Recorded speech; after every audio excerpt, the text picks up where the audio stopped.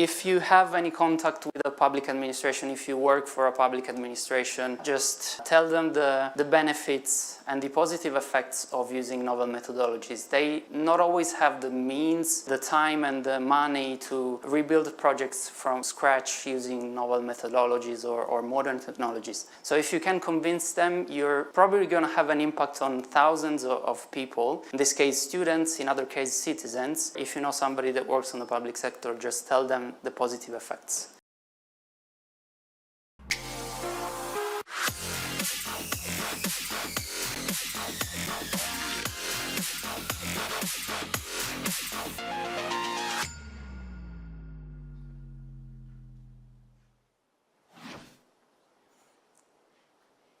Okay, thank you for the introduction. This is the last talk. Don't worry, it won't be very long. It won't be too technical. I'm basically here to tell you the story of how we've built the new mobile application for students at Politecnico di Torino. If somebody in the audience doesn't know, Politecnico di Torino is our technical university here in Turin, and also one of the biggest and most highly ranked university in Italy. This means that our user base is very big in terms of academic community. Let's start with some presentations. My name is Umberto. I'm a full stack engineer, freelance. My colleague Luca, which worked on the project with me, sadly couldn't be here because he's the CEO of his own startup, and so he has a very busy life, so I'll be speaking for him as well. So it all started in our university, which it turns out is one of the few Italian universities that have an internal information technology department. This basically means that most of the operational services that are used every day by the academic community are and were built internally across many years. And historically this has happened in a, let's say, closed source fashion. The previous mobile application for students was not different. It was built in 2016 with Apache Cordova. And since then it's been used by thousands of students. It has served the whole academic community faithfully. It's been a vital part of our everyday life as students. But sadly times have been changing, and as many of you probably will know, Apache Cordova has been steadily falling in popularity and in support. So this was the main driving reasons, one of the main driving reasons that pushed the IT department to rethink the project from scratch. This is also when my thesis supervisor, Professor Fulvio Corno, stepped in, and as the academic representative for digital teaching technologies, he proposed to rethink the project with modern methodologies and technologies. Mainly, we focused on open source, user-centered design, and student involvement. So we actually, of course, we didn't start coding from day zero. There were many months of experiments and collaboration with students. And so we started from a need-finding phase where we interviewed students across many different courses and with different backgrounds to understand what their basic needs were while using the application. We also analyzed from a technical perspective the previous application to try and identify any possible usability issues or bad navigation patterns. We were all very used to the previous application, both as users and as developers, so we tried to take a step back and watch it from a technical perspective and not make the same errors again. We also analyzed our competitors. We were really curious to see how they were managing their infrastructure and their applications, and we were very surprised to find that the big names, the big European names, weren't necessarily the ones with the best app. We then moved to the actual prototyping. We worked on two completely different low-fidelity prototypes.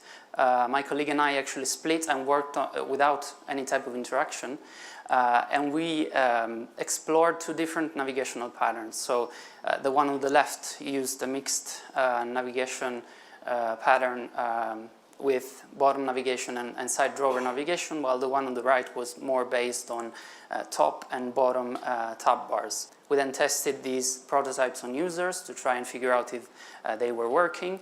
And then we tried to take the best out of the two mockups and merge them into a final high-fidelity version. This is also when we had to take our first technical decisions, for example, which UI kit or design system we should use. We of course evaluated famous commercial off-the-shelf, let's say, design systems, and while they're great, they're accessible, they have a great DX, and they allow to build some great applications. Just think to Facebook or Microsoft applications or Discord. We wanted to try something different. Usually we have a very good life as developers with React Native in that we can build applications like these with one single code base. What we didn't like was having an aesthetically pleasing application that didn't feel native on neither of the platforms, apart from the fluid animations, etc. So what we did is we built a custom design system. By the way, if you're going to be able to have these lights, wherever there's a link emoji, you can tap there and have a look at all the Figma mockups, etc. So we built a Figma library of components, trying to introduce slight differences in all of the components to make all the users feel at home, both on Android and on iOS. Just to make an example, this component called overview list, which is used to display an extract of a longer list, which will be probably laid out in a flat list on a dedicated screen. As you can see on the left, we use indented list dividers iOS style, and also chevron right icons to indicate that the list item is tappable and is a navigation action. And also the card has rounded corner, is flat, has margin outside, while on the right, on Android, we take the full width of the screen. The card is slightly elevated, we don't use separators, just to recall the Material Design 2 guidelines. Most of these slight differences are introduced in the code base by means of very simple ternary operators, platform selects, or very small and atomic construct, both to keep a good DX for collaborators, but also to keep the bundle size small and the code controllable. We used a theming system heavily inspired by native base, so this is basically the interface that we use to theme all the application. The theme is injected in components using this custom hook that is basically a context consumer.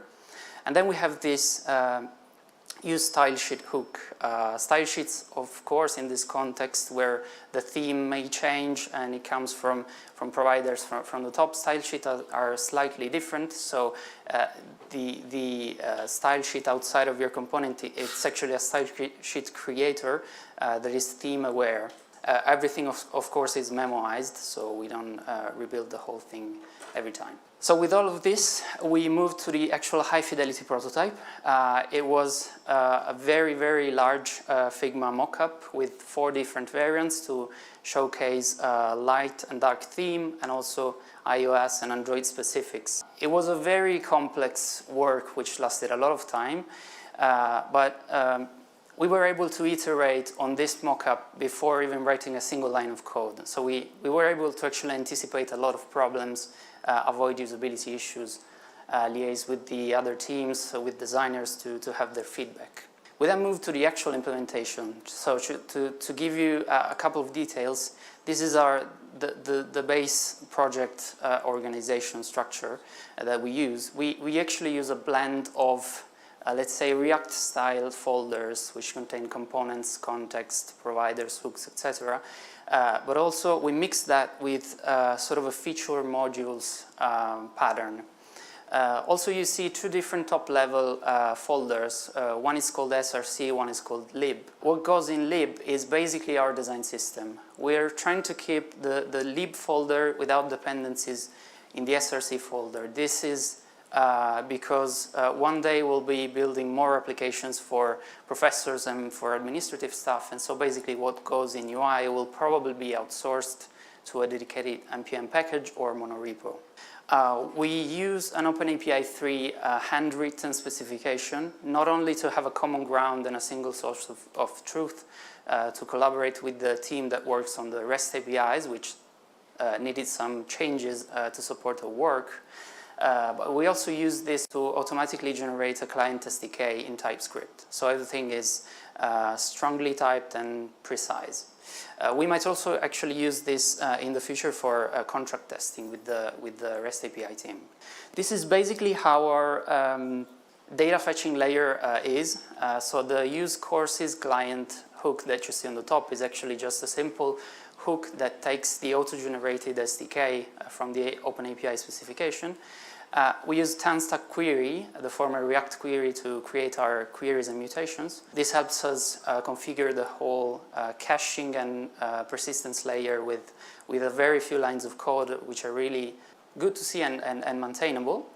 And this is how we use our queries in our components. We mostly have a couple of queries at the top of the component, and then probably a scroll view or a flat list, which receive a custom refresh control that is bound to the queries.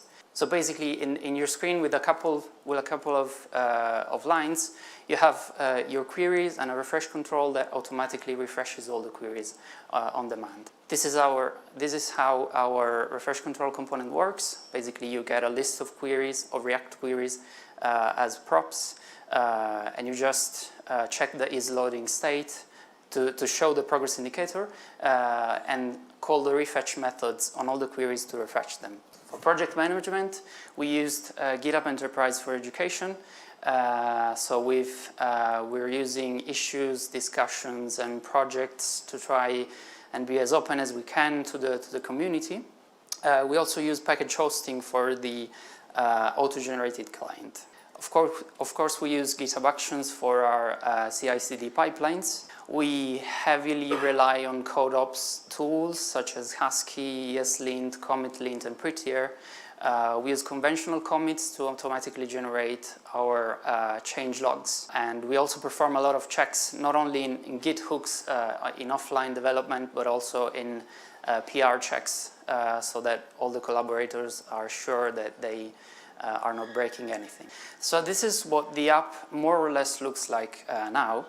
And just to show you the little differences that we've introduced in the single components, we're using React navigation with bottom tab navigation with a blur view to recall human interface design language on iOS, where we use translucency and transparency.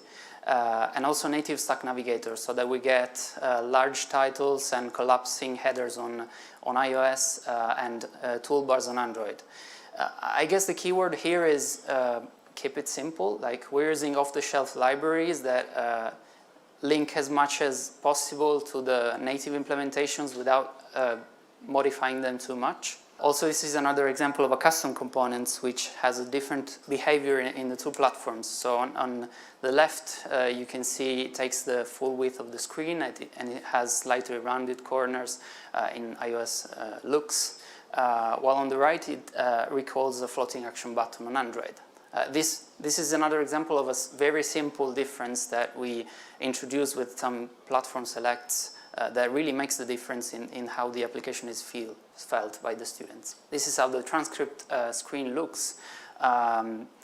This is just to showcase how we're also trying to tribute other applications such as Apple Fitness or Google Fit in the radial graphs. And this is a rough preview of what the Places section could look like on iOS. See how we're using bottom sheets from Reanimated to recall somehow Apple Maps or Google Maps with a collapsible bottom sheet. So this is a walkthrough of the application, how it looked like actually a couple of weeks ago. Now there are some slight differences. And just to wrap up, this was a very good experience. I'd like to, I guess the key takeaways are that we're not only proud of being able to work on a project for our university where we studied.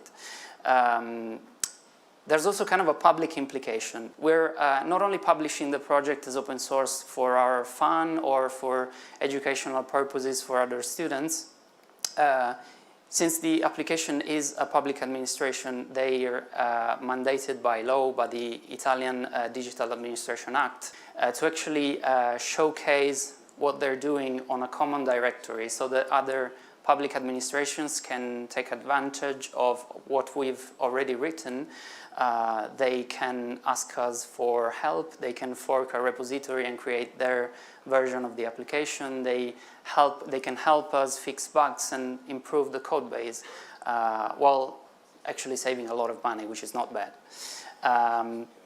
So this is to say, if you have any contact with a public administration, if you work for a public administration, just tell them the benefits and the positive effects of using novel methodologies. They not always have the means, the time and the money to rebuild projects from scratch using novel methodologies or modern technologies. But when they do, I can assure you there are great people, two of them are here in the audience, which are really interested in this kind of rewrites, refactors. So if you can convince them, you're probably going to have an impact on thousands of people, in this case students, in other cases citizens, which in other cases may just have to live with older technologies and clunky applications. So if you work in the public sector, or if you know somebody that works in the public sector, just tell them the positive effects.